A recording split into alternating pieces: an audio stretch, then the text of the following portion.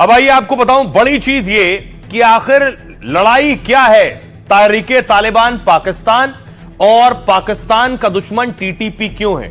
ये टीटीपी जो है, पहले तो जो लाल हिस्सा आप देख रहे हैं ये अफगानिस्तान है, ये हरा हिस्सा पाकिस्तान है। वो जो नीला हिस्सा आप देख रहे हैं यही टीटीपी सक्रिय है, यानी बॉर्डर के इस तरफ भी और बॉर्डर के उस तरफ भी यही पश्तून समुदाय के लोग रहते हैं, जिन्हें पश्तो भी कहते हैं। ये टीटीपी का गढ़ है, जो ब्लिंक कर रहा है वही टीटीपी का गढ़ है। आखिर इनकी दुश्मनी और लड़ाई क्या है? ये जो टीटीपी है, तहरीके तालिबान पाकिस्तान है तालिबान, लेकिन अफगान से काम करता है। पाकिस्तान का तालिबान है तहरीके तालिबान पाकिस्तान। टीटीपी की विचारधारा भी अफगान तालिबान जैसी है। ये पाक और अफगान के सरहदी इलाकों में सक्रिय है। बॉर्डर के आसपास का जनजातीय इलाका टीटीपी का गढ़ है। यहीं पर टीटीपी अपने लड़ाकों की भर्ती और ट्रेनिंग करता है। 2007 में कई उग्रवादी संगठनों को मिलाकर यह ग्रुप बना है। इसे बनाने का मकसद पाक में नागरिक सरकार को हटाना है। टीटीपी चाहता है कि पाकिस्तान में कट्टर इस्लामी शासन हो। पाकिस्तान से टीटीपी की दुश्मनी की वजह अमेरिका भी है, क्योंकि टीटीपी मानता है कि पाक अमेरिका का गठबंधन है। एक तरफ पाक ने पहले तालिबान को खड़ा करने में मदद की, इसे बनाने का मकसद पाक में नागरिक सरकार को हटाना है, लेकिन बाद में अमेरिका के एंटी टेरर मिशन में साथ देने लगा। पाक के इसी दोहरे रवैये को टीटीपी ने इस्लाम से धोखा माना। फिर जब नूर वली महसूद 2018 में टीटीपी का सरगना बना, उसने पाकिस्तानी सुरक्षा बलों को निशाना बनाना तेज कर दिया। मसूद सार्वजनिक तौर पर तालिबान से निष्ठा जता चुका है। वैसे तो दोनों तालिबान एक जैसे हैं, मगर अलग देश में सक्रिय है। पाक आरोप लगाता है कि टीटीपी को तालिबान का समर्थन है, लेकिन अफगानी तालिबान खुले तौर पर इसे खारिज करता है। यूएनएससी ब्रीफिंग में पाक राजनयिक ने कहा कि 6000 लड़ाकों वाला है टीटीपी। अफगान में सक्रिय सबसे बड़ा सूचीबद्ध आतंकी संगठन है।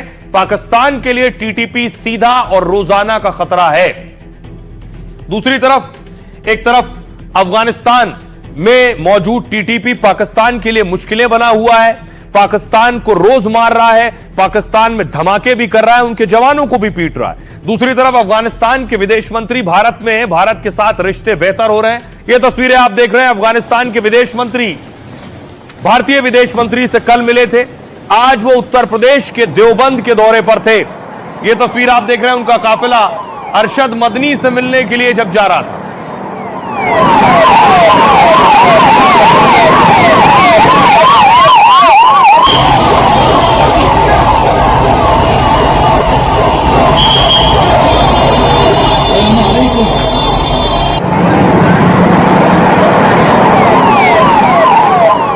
और उसके बाद वो देवबंद पहुंचे और मुलाकात की देवबंद में अरशद मदनी से, और वहां जो दूसरे मौलाना मौजूद थे उनसे।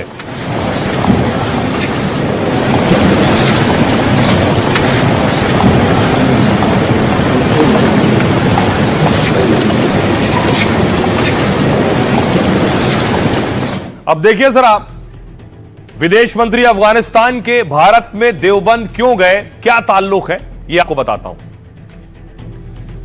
अफगानिस्तान के विदेश मंत्री आमिर खान मुत्तकी जब दारुल उलूम देवबंद पहुंचे, उनका जोरदार स्वागत किया गया। सैकड़ों छात्र भी कैंपस में उनकी एक झलक देखने को बेताब थे।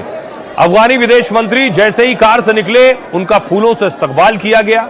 दारुल उलूम देवबंद के प्रिंसिपल और जमीयत उलेमाए हिंद के अध्यक्ष मौलाना अरशद मदनी और दारुल उलूम के मोहतमिम मुफ्ती अब्दुल कासिम नुमानी ने किया उनका स्वागत। मदनी को आमिर खान मुत्तकी ने भरोसा दिया कि अफगानिस्तान से कोई आतंकी हिंदुस्तान नहीं आएगा।